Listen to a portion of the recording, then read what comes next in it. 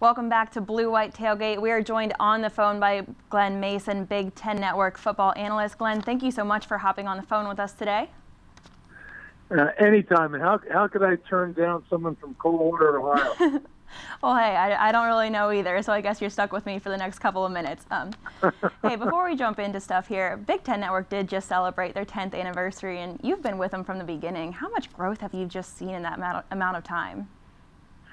Well, yeah, it's truly amazing. You're right. I was there since day one, and in the early days, getting ready. I remember my first game broadcasting was at Penn State, and a week or two leading up to that, I thought, how the heck are we ever going to pull this off? Because we're pulling everything together. But in saying that, we have grown leap and bounds, and I think by anybody's expectations, we surpassed and been a lot more successful than anybody could ever imagine. Yeah, well, congratulations on 10 successful years so far. Now, jumping into Big Ten football, it seems the East has been doing particularly well. What do you see as far as the current state of the Big Ten? Well, I think the Big Ten is healthier now than it has in any time in the 10 years that I've been with the Big Ten Network. And when I say that, and I know people get upset when I say to some schools because every league has their quote-unquote marquee teams because of long-standing tradition.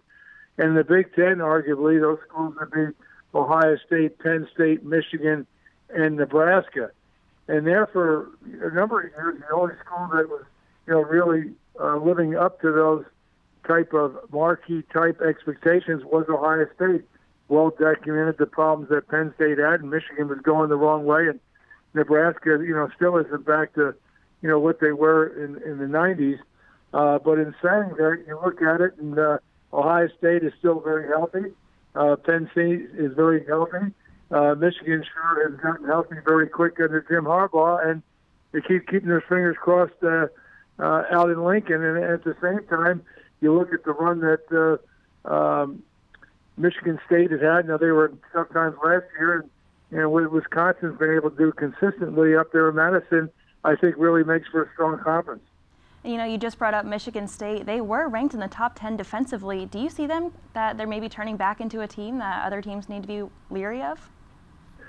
Well, I think that, what happened to Michigan State a year ago, no one saw that coming, let alone Mark D'Antonio, the head football coach. And, it probably was, there were some telltale signs there, but, I thought that they would bounce back, and they've shown signs that they, are bouncing back. They had a, tough loss against Notre Dame where they self-destructed.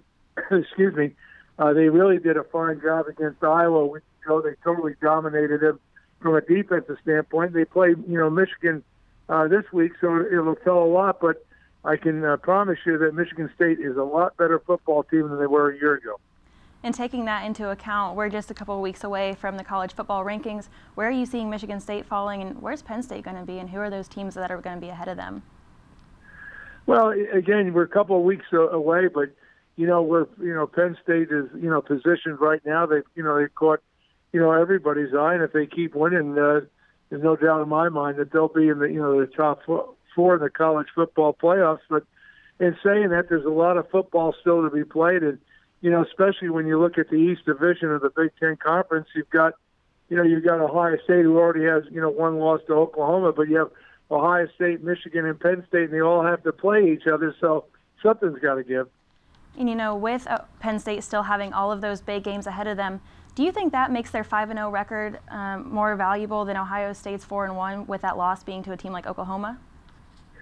Well, I do. I mean, I think that, if you're going to lose, you better, lose to somebody good, and you better lose early. And that's, the case, with Ohio State. But, I think, being undefeated, and, a lot of people want to look back to last year, Allison, and say, wait a minute, Ohio State went to the college football playoff, and, they got a lot of credit for beating Oklahoma, but they didn't win the East Division. They didn't win the Big Ten. How do they go over a team that did win a division and did win the Big Ten in Penn State? And I think the answer to that is the loss to Pitt. If Penn State didn't have the loss to Pitt early in the year, they would have been in the college football playoff. It would definitely be interesting to see where those rankings fall. Looking ahead to this week, you've coached at Northwestern before, even though it was a couple of years ago, as we talked earlier. What was that environment kind of like, and how do you foresee this Saturday going for Penn State?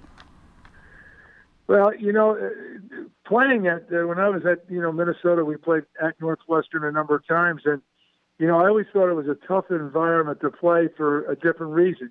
When you talk about playing at Ohio State or playing at Wisconsin or playing at Iowa, people understand why it's tough. It's really the opposite at Northwestern. It's not your typical, Big Ten environment.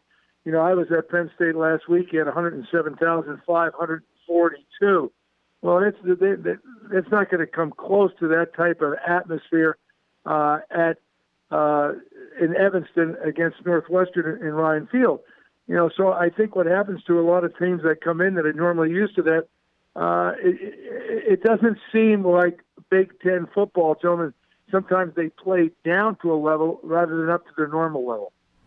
Well, Glenn, thank you again for your time with us today. We appreciate it, and we will be right back with more Blue White Tailgate after this.